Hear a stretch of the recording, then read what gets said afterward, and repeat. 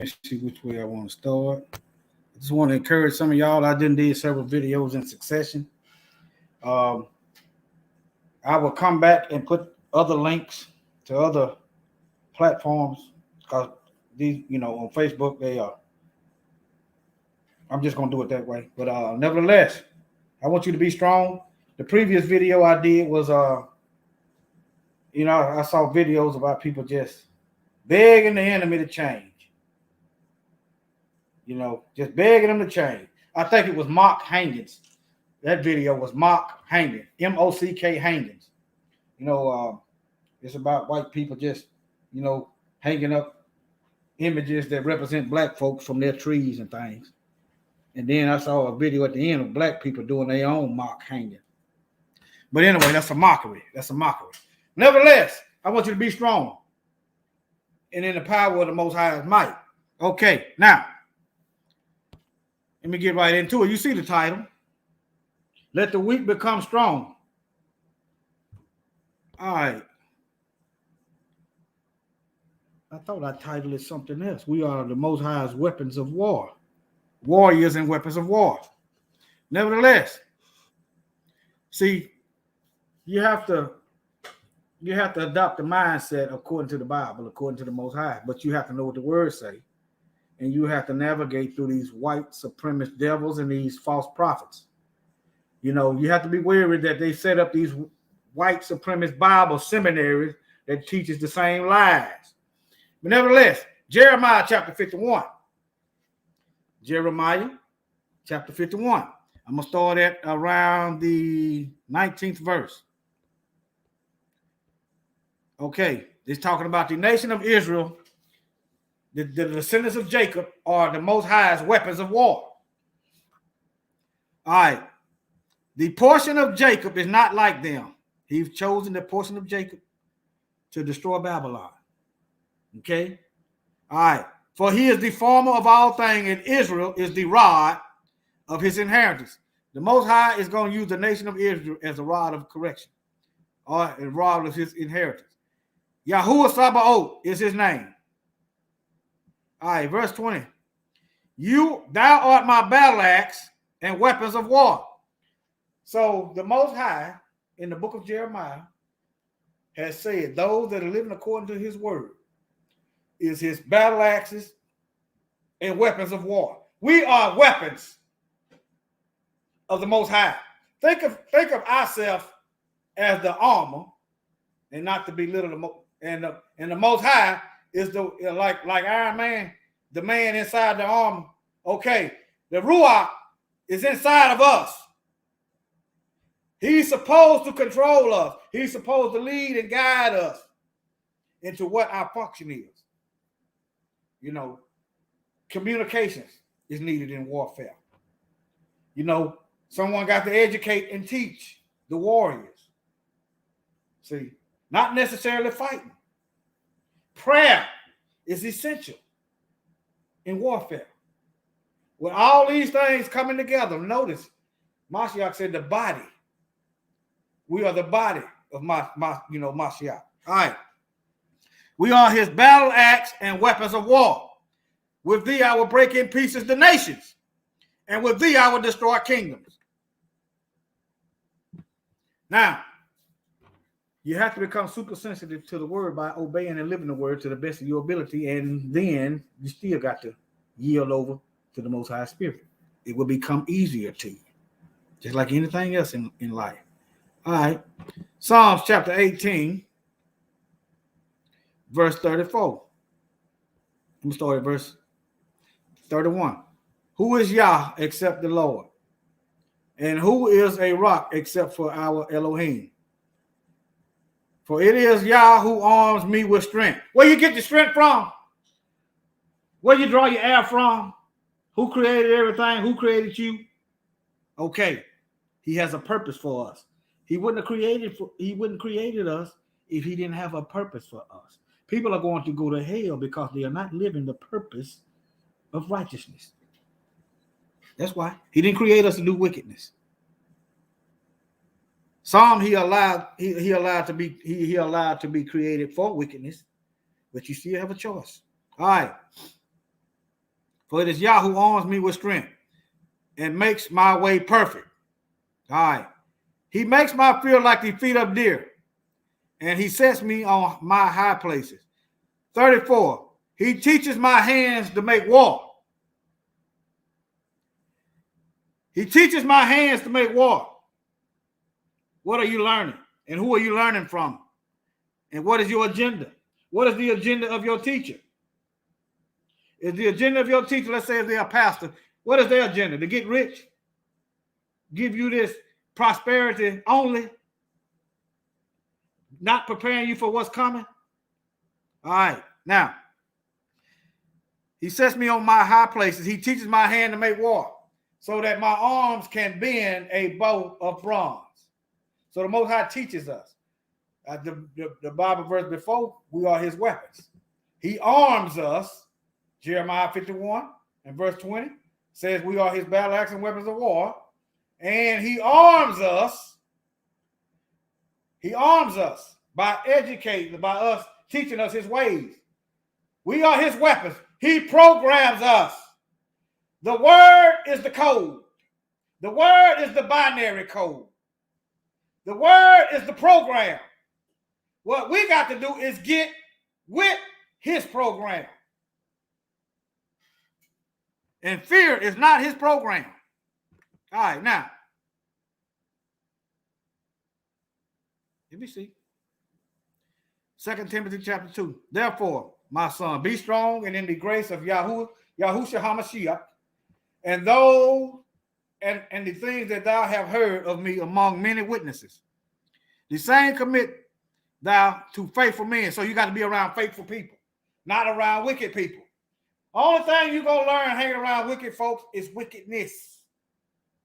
So you got to be around faithful people. For a tree is known by its fruit. You want to know what a person truly believes, all you got to do is watch the evidence of their life. Their life is going to show you what they believe. That's the program. All right. Faithful men who shall be able to teach others also. So whether you are wicked or good, you are teaching others. You are teaching people wickedness, or you're teaching them righteousness. You're teaching them the program of Satan, or you're teaching them the Most High's program. One way or other, you're going to get with the program. Question is, which program?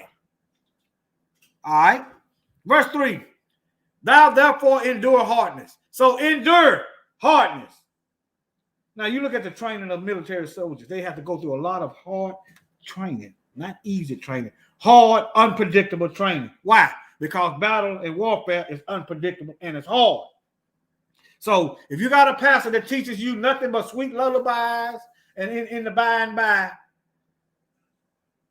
he's doing you a dishonest. He's doing you dishonest. Let me cut this TV down. Hold on.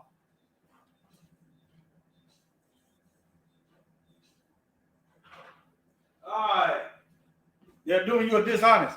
A true pastor is themselves a soldier, and they're gonna train you right. They're not gonna prepare you for battle, telling you that ain't nothing bad gonna happen. You shouldn't prepare for nothing wicked.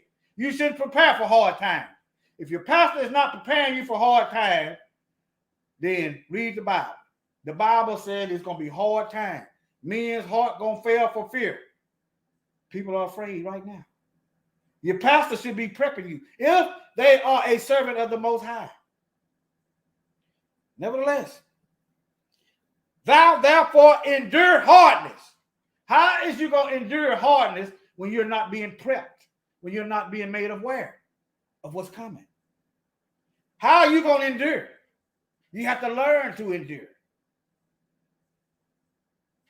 Go by the examples of others in the scriptures that went through hard things. You can use other people that went through hard things. All right. As a good soldier of Mashiach. All right, next verse. Let me see, next, that same verse. I just want to show you that verse, the breakdown. 2 Timothy 2:3, the breakdown of what that word soldier. A warrior. A warrior. All right, moving right along. I went to Jeremiah. Let me show you this Bible verse. Like I said, to get a better understanding as to why I did this video, it's to get you to be strong, not weak-minded. The previous video was mock hangings. All right, it's on another platform. That's why I tell you to pay attention to the links. And when I get through with this video, I'm going to put the links in the description box. All right. Now, I want you to listen to this, and I'm going to end this video. All right. This is on YouTube. It's Malcolm X. I'm going to start it over. I'm going to let the whole thing play. But right here, about 2:23 is where it get good. All right. I'm going to start it over. Concerning the difference between the Black Revolution and the Negro Revolution. There's a difference. Are they both the same? And if they're not, what is the difference? What is the difference between a Black Revolution and a Negro Revolution? First, what is a revolution? Sometimes I'm inclined to believe that many of our people are using this word revolution loosely, without taking careful consideration what this word actually means and what its historic characteristics are. When you study the historic nature of revolutions, the motive of a revolution, the objective of a revolution, and the result of a revolution, and the methods used in a revolution, you may change words. You may devise another program. You may change your goal, and you may change your mind. Look at the American Revolution in 1776. That revolution was for what? For land. How was it carried? Why did they want land? Independence. How was it carried out? Bloodshed. Number one, it was based on land. The basis of independence.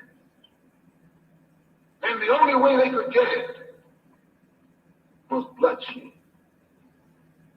The French Revolution. What was it based on? The landless against the landlord. What was it for? Land. How did they get it? Bloodshed.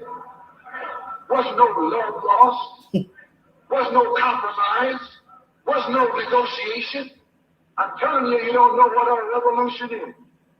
Because when you find out what it is, you'll get back in reality. You'll get out of the way.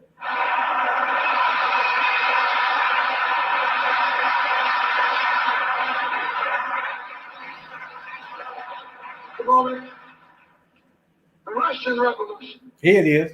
What was it based on? Land. The landless against the landlord. How did they bring it about? Bloodshed.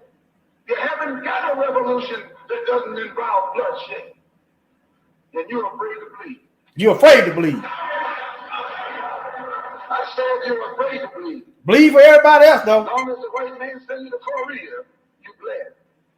He sent you to Germany, you bled. He sent you to the South Pacific to fight the Japanese, you bled. You bleed for white people. Huh? But when it comes time to seeing your own churches being bombed and little black girls murdered, you haven't got no God.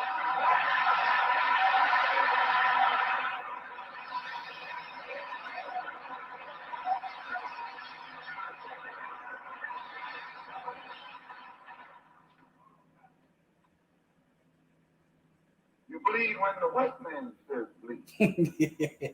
You bite when the white man says bite. Huh? Then you bark when the white man says bark.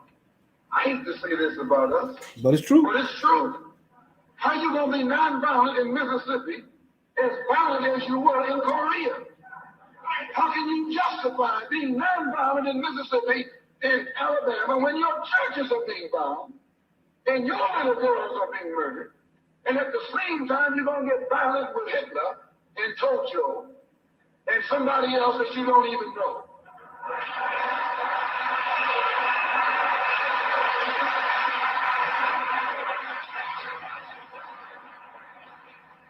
If violence is wrong in America, violence is wrong abroad. If it's wrong to be violent, defending black women and black children and black babies and black men, then it's wrong for America to draft us and make us violent abroad in defense of her.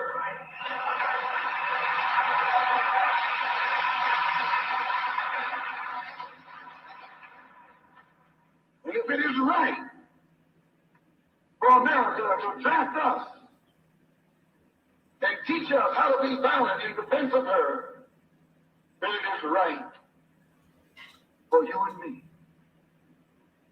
to do whatever is necessary to defend our own people right here in this country. That's right.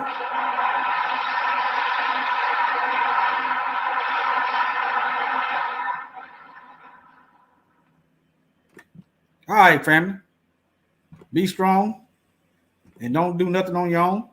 You're gonna know. Remember, he is driving us. Just like the Iron Man controls the suit, we the suit.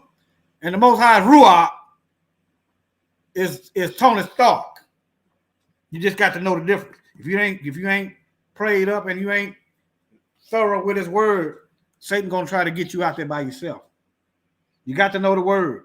Just like Mashiach used the word on Satan when he was tempting him, talking about all this I give you if you fall down and worship him. Or make these stones bread. You got to know the word. Satan gave Mashiach part of the word. Mashiach knew the whole word. You got to learn the word. You got to learn the program. All right? With that, I'm going to say shalom.